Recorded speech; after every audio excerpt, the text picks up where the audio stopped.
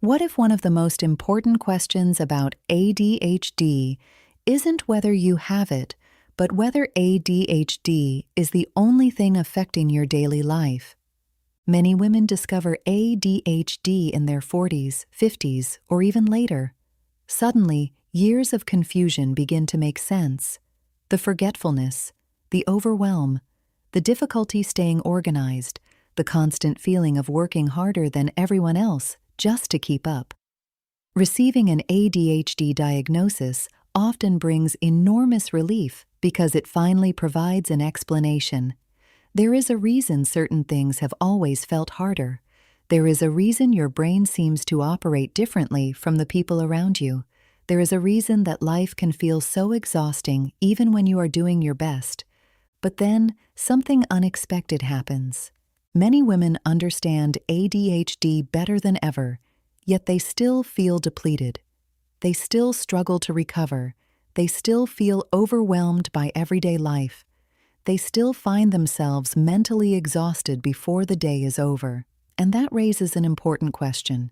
If ADHD explains part of the picture, what explains the rest? Because modern research suggests that ADHD rarely exists in isolation. It exists within a nervous system, within a body, within a life history, and factors such as chronic stress, poor recovery, sleep disruption, hormonal changes, and long-term nervous system load can dramatically influence how ADHD is experienced. In other words, ADHD may be part of the story, but it may not be the entire story. Before we go any further, I want to make something very clear. ADHD is real. It is not caused by bad parenting. It is not caused by stress. It is not caused by trauma. ADHD is a neurodevelopmental condition with a strong genetic component. Stress does not create ADHD. However, stress can influence attention, memory, emotional regulation, decision-making, and energy levels. And because those are many of the same areas affected by ADHD, the combination can become difficult to untangle. Think about how you function after several nights of poor sleep. Most people notice that they become more forgetful, more distracted, more emotionally reactive, and less able to focus. Their patience decreases. Their ability to make decisions becomes worse. Their mental energy drops significantly. None of this means they suddenly developed ADHD. It means their brain is functioning under stress. Now imagine that instead of a few bad nights of sleep, your nervous system has been carrying elevated levels of stress for years. The impact can become substantial. One reason this matters so much for women is that many women with ADHD spend years compensating for difficulties that nobody recognizes. While boys with ADHD are often identified because their challenges are visible, many girls learn to adapt. They become highly observant. They work harder, they develop systems, they double-check everything, they learn to hide their struggles. From the outside, they may appear organized and successful. But behind the scenes, maintaining that appearance often requires enormous effort. Many women grow up receiving repeated messages that something about them needs to be fixed. They may be told they are too sensitive, too emotional, too forgetful, too disorganized, too intense, or not focused enough. These experiences do not cause ADHD. However, they can influence how a person relates to themselves. They can create self-doubt. They can create perfectionistic tendencies. They can increase the pressure to constantly monitor performance and avoid mistakes.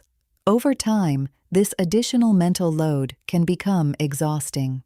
This brings us to a concept that researchers call allostatic load. Although the term sounds complicated, the idea is surprisingly simple. Allostatic load refers to the cumulative wear and tear that chronic stress places on the body and brain over time. The greatest burden is often not one major stressful event. It is the accumulation of hundreds or thousands of smaller demands, constant deadlines, constant interruptions, constant adaptation, constant recovery from stimulation, year after year.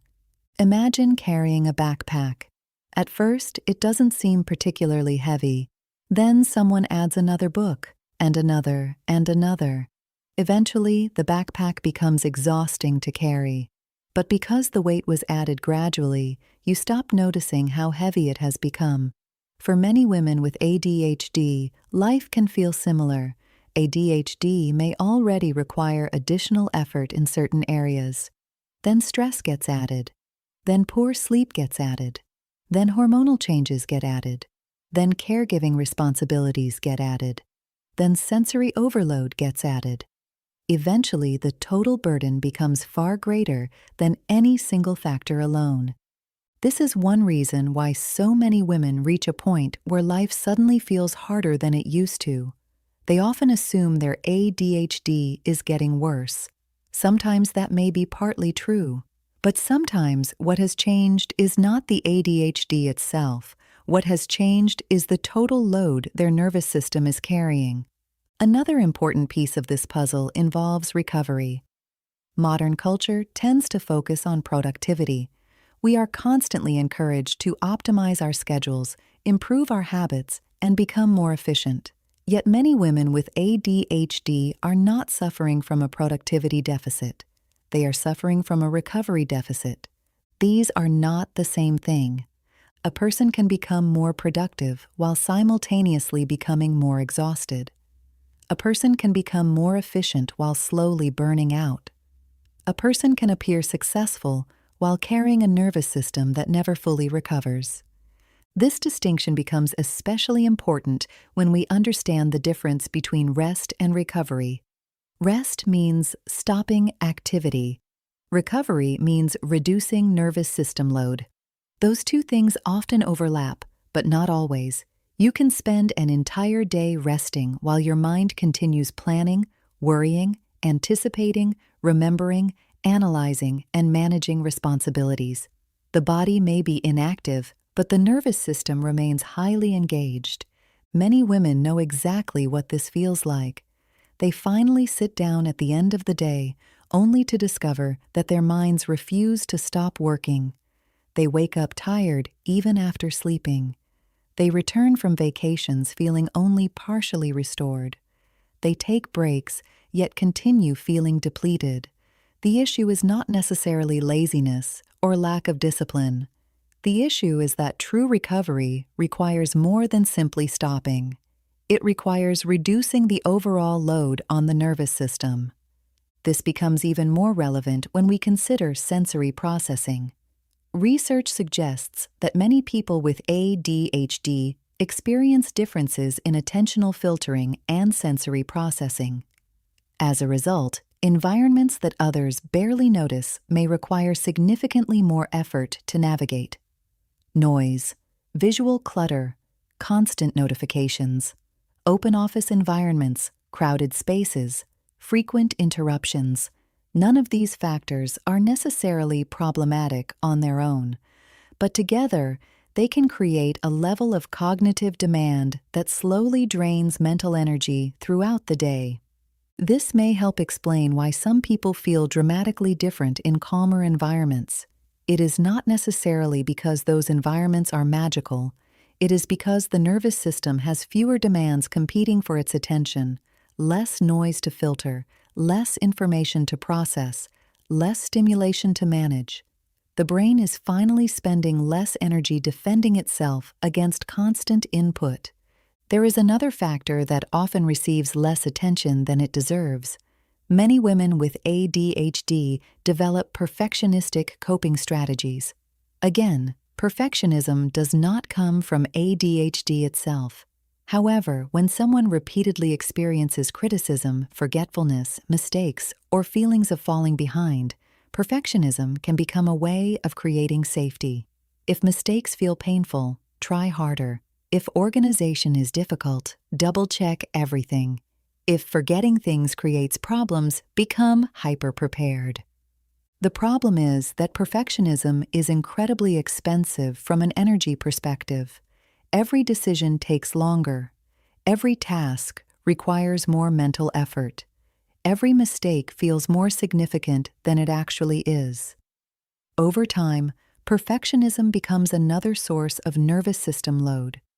And because it often looks like responsibility from the outside, it can go unnoticed for years. This brings us back to the question we started with: how much of your ADHD is actually stress? Perhaps a more scientifically accurate question is this: how much of your current struggle is ADHD, and how much is the accumulated burden of stress sitting on top of ADHD? For many women, that distinction changes everything. Because if stress is contributing to the problem, then the solution is not only better time management, it is also recovery. It is creating calmer environments. It is improving sleep. It is reducing unnecessary stimulation. It is building a lifestyle that supports rather than constantly challenges your nervous system. One of the most useful questions you can ask yourself is surprisingly simple. What happens when you genuinely feel safe, supported, rested, and regulated? Not for a few hours, not during a brief distraction, but after a period where your nervous system truly has a chance to settle. Do you think more clearly? Do you make decisions more easily? Do you feel less overwhelmed? Do you have more patience? Do you find it easier to focus? If the answer is yes, then stress may be playing a larger role than you realize. That doesn't mean your ADHD disappears. It means that reducing nervous system load may allow more of your natural capacity to become available. And perhaps that is one of the most hopeful ideas in this entire conversation. You do not need to become someone else. You do not need to force your brain to work like everybody else's. You do not need to win a battle against yourself. Instead, you can become curious about the conditions under which your brain functions best. You can begin paying attention to the environments, routines, relationships, and recovery practices that help your nervous system feel supported rather than overwhelmed. If there is one thing I hope you take away from today's video, it is this: ADHD is real, but ADHD rarely exists alone. It exists within a nervous system, within a body, and within a life that has been shaped by years of experiences. For many women, understanding ADHD is only the first step. Understanding the role of stress, recovery, and nervous system health may be the next one. And that shift can be life-changing. If this video resonated with you, I'd love to hear from you in the comments. Have you noticed that your ADHD symptoms become worse during stressful periods of life? Or have you discovered that recovery changes more than productivity ever did?